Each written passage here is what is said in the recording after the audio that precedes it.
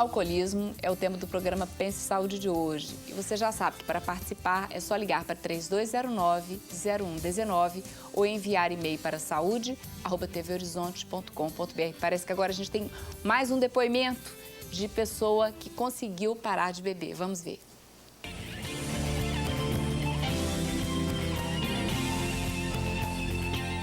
O meu alcoolismo começou quando eu tinha 15 anos, foi a primeira vez que eu bebi. E nessa primeira vez eu consegui me embriagar com vinho. E de lá para cá, sempre aumentando a quantidade, mudei de substância, passei para cerveja, para vodka, para uísque, para pinga. Então, qualquer coisa que continha álcool, eu bebia. Não admitia ser um alcoólatra. Eu trabalhava, eu tinha família, tinha uma empresa e achava que eu parava na hora que eu conseguia. Não consegui parar. Em 2010 foi o auge do meu alcoolismo, né? Eu parei de trabalhar e me dediquei só ao álcool. No final da minha caminhada, em 2012, eu experimentei o crack para poder conseguir ficar acordado e beber. Então, eu não fui no crack pelo prazer, eu queria ficar doido. Hoje eu não tenho medo do álcool, eu respeito e não vou mais apanhar porque eu não vou enfrentar, eu perdi. Tá? Então, quando a gente assume que perdeu, a caminhada fica mais tranquila. É doloroso, né? Porque o beber, para mim, era uma coisa... Eu trocava tudo por bebida, trocava esposa, trocava filhos. Então, me tiraram o que eu mais gosto. Foi doloroso, mas não foi sofrido, porque eu aceitei. Né? Então, o sofrimento é eu tentar brigar com o álcool. No final de 2012, eu vim conhecer Alcoólicos Anônimos. E aqui eu vim conhecer que eu sou portador de uma doença e que ela não tem cura, ela tem tratamento, e esse tratamento é feito evitando o primeiro golo e frequentando as reuniões. E eu venho fazendo isso e tem funcionado para mim. Então hoje eu sou muito feliz e agradeço tudo ao Alcoólicos Anônimos. Cada depoimento mais impressionante, né, que o outro. Muito bom. Mas ele me falou de uma coisa que eu acho importante a gente comentar. Ele não admitia. Eu paro a hora que eu quiser, a hora que eu não quiser, eu não vou. E tem, acho que a grande dificuldade para as pessoas que precisam de ajuda e não buscam é porque não admitem ainda que tem uma doença. Não é isso? É um percurso, né? O percurso da dependência química, ele é muito longo, ele demora muitos anos. Então, se a gente lembrar lá a história da pirâmide, que a maior parte das pessoas são bebedores não problemáticos, na medida que a pirâmide vai afunilando, o que nós vamos ter? Aqueles bebedores que fazem o que a gente vai chamar de uso nocivo do álcool, que são as pessoas que vão todo final de semana para o bar, que todo lazer está relacionado ao consumo do álcool. Então, se está fazendo frio, bebe porque está frio. Se foi no velório, bebe porque é triste. Mas se for um batizado, também bebe pra porque comemorar. é alegre. Se está chovendo, bebe porque o clima está chuvoso. Se está ensolarado, bebe porque tem sol. Ou seja, toda ocasião é motivo para beber. Isso é um uso que a gente vai chamar de um uso nocivo.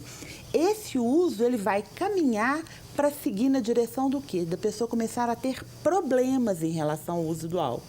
Então, é quando ela estaciona o carro e esquece onde que ela estacionou. Ela começa a ter problemas no trânsito, receber multa, ultrapassar sinal fechado, ter acidentes de trânsito que ela não percebe.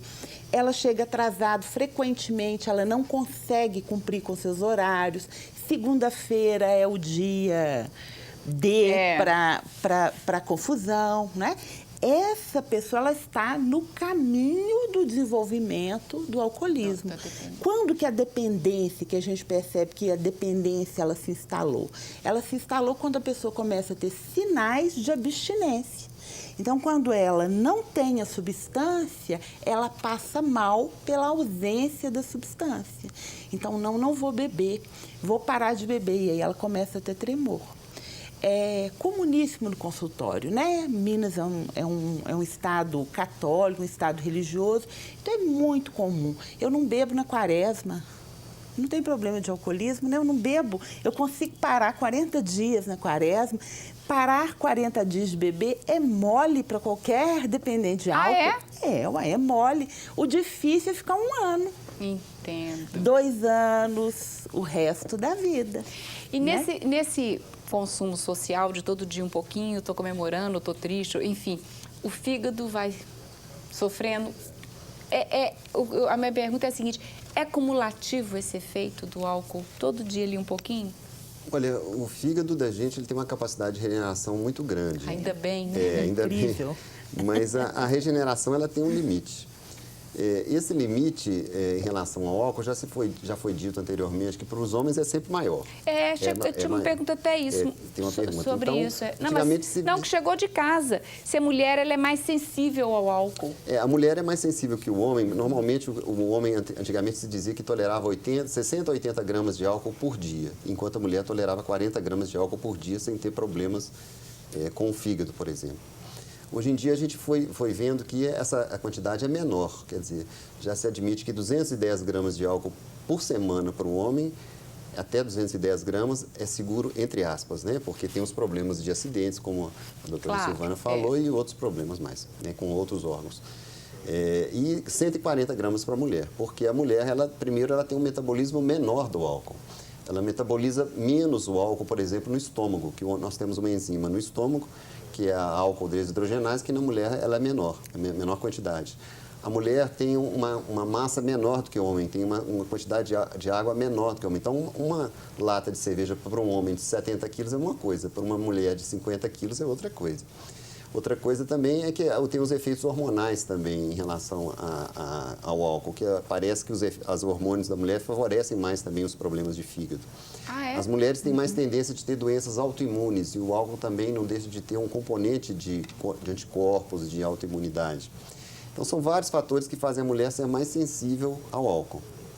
Mas é assim, o fígado da gente, primeiro, ele tem que ter um período para se restabelecer. Então, se beber diariamente é pior do que você beber só no final de semana e passar a semana sóbrio.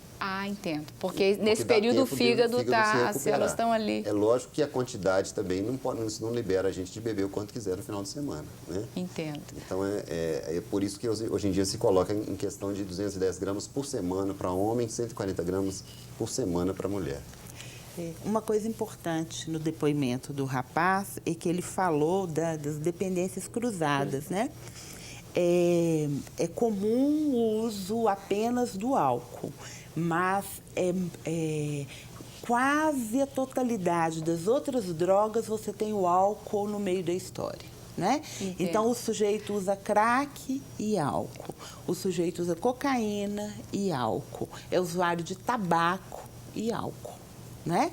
Então, o álcool ele é uma substância que está presente, de uma forma geral, no consumo de qualquer droga, das outras drogas, atuando como potencializador e aumentando o risco de letalidade, né? Que a gente estava comentando, que eu brinquei que todo ano, no Carnaval, a gente tem notícia de algum adolescente morto. Né? E às vezes pode ser até por essa associação também, né? Exatamente. A história é sempre a mesma. É o quê? O somatório de álcool e cocaína. Um potencializa o outro e sobre efeito de um, perde-se a noção de quanto se usou da outra droga. Até chegar numa situação de óbito. Eu falei que tinha uma pergunta, a pergunta foi da Ana Maria, lá do Bar Gutierrez, que ela perguntou exatamente se a mulher é mais sensível ao álcool. Então, é mesmo, né, doutor Vitor?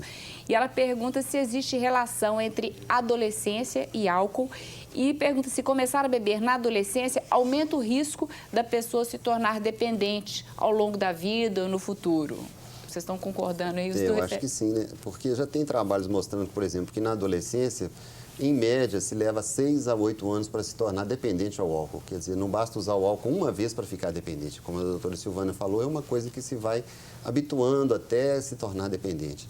Então, um adolescente ele se torna viciado com muito mais rapidez do que um adulto, por exemplo. Um adulto que leva 10 a 12 anos para ficar um alcoolista, um adolescente fica muito mais rápido. Porque a gente comparou aqui homem com mulher, mas a gente pode comparar também adulto com adolescente pensando também nessa capacidade de metabolização do álcool ou não necessariamente? O que conta mais é a massa mesmo, o peso?